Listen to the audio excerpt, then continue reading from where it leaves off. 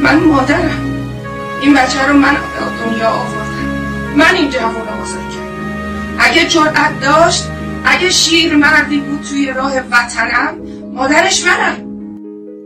تو که عاشق ترین عاشقایی، فرشته‌ای ز عرش کبریایی، تو ای مادر صفا و شور خونه، برکت وجودت نور خونه.